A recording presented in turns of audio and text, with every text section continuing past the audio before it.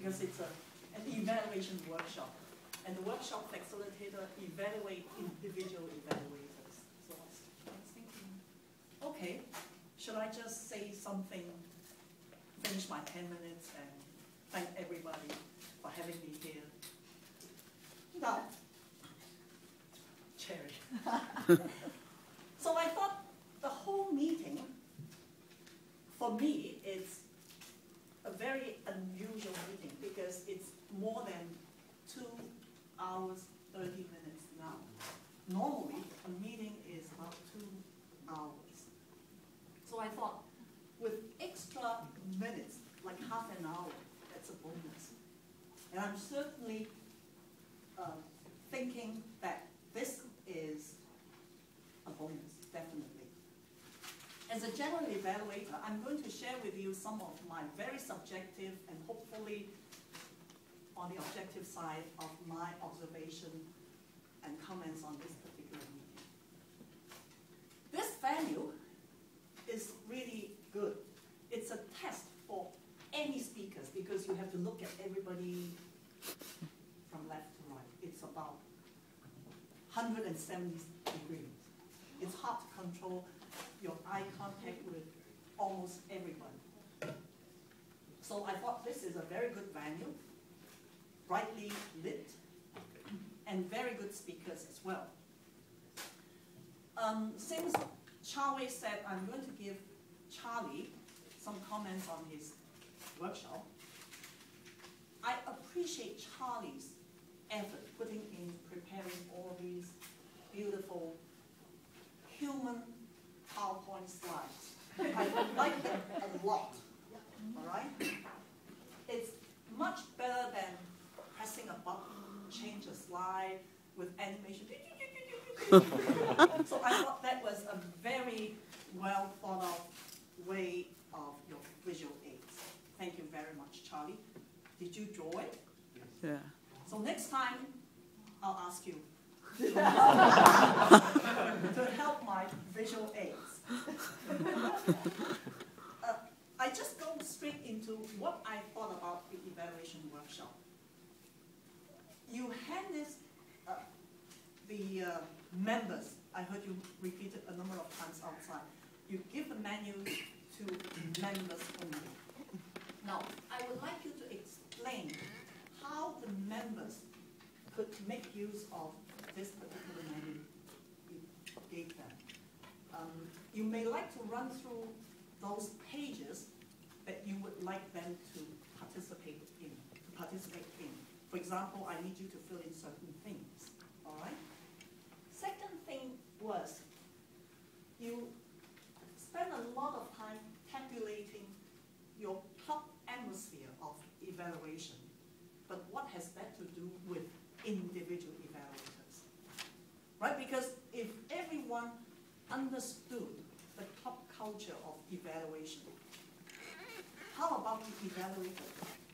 Did they follow those culture, the atmosphere? What has that relationship with individual evaluator and all these numbers? All right? I know this workshop should have taken something like 2 hours instead of squeeze them to just 1 hour. So you made a tremendous effort. That's good. Because while we were filling in all those statistics, and then what? How are we going to use those figures? And how are we, especially here we have quite a number of new members, 7, was it 7 or 9 inducted? They may not know how to evaluate. Something that I thought was very valid was you asked Jonathan a number of times for that menu. I agree with you entirely. Every speaker, every evaluator, your preparation is to read each project thoroughly and understand the objectives so that when the speaker delivers a speech on that particular project and meet those objectives, while the evaluators are following those guidelines, they could meet at least somewhere. Otherwise, they'll be doing that. Or so I thought that is a very good point that you emphasize a number of times. Read the manual. Whether you communicate with the speaker, that would be a little more advanced. I believe some of the new members, they may not have known all the members very well.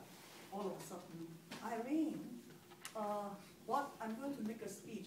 Who are you? Right? So that may be at a later stage. Unless this club, you can afford to introduce speaker and evaluators ahead of time. Otherwise, it may not be that practical to speak to the speakers or evaluator. It's a good thing to do, but both parties have to make an effort. All right?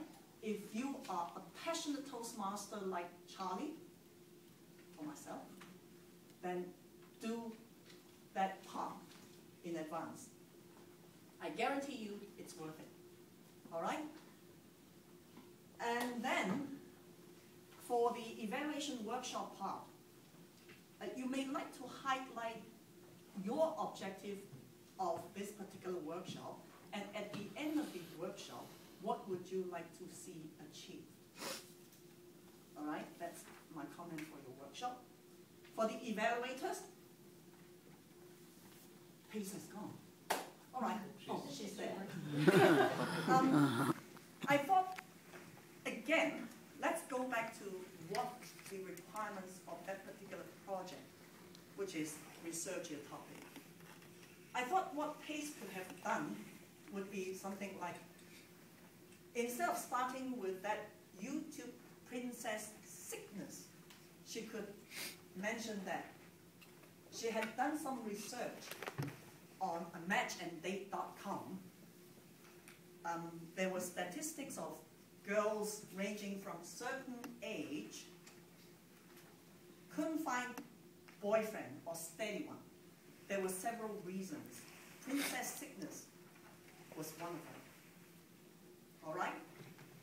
And also, she could mention something like, where did she get that certain studies showing that the ideas, the thinking, or criteria of choosing boyfriends and girlfriends are so different.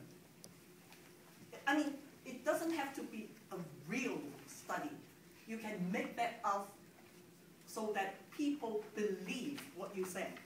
I don't know whether there's a matchanddate.com, but it sounded real. You see what I mean? So you could have done certain research saying, now statistics shows girls ranging from 18 to 25, because it's their prime time. They have very critical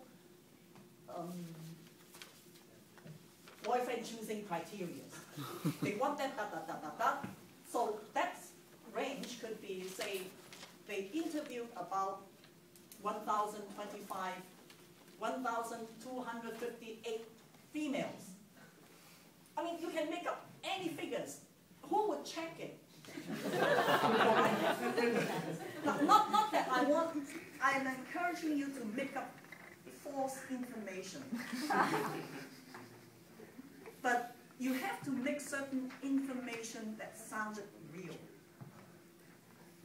And then you can move on to your stories. All right, that's how I felt about it, because there's no support at all. All right?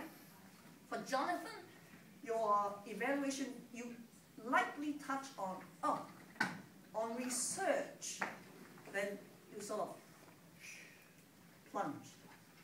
Because I thought Pace could have done more research, as I said.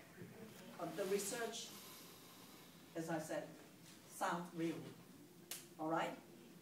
So that she could have more points to support her ideas of how to choose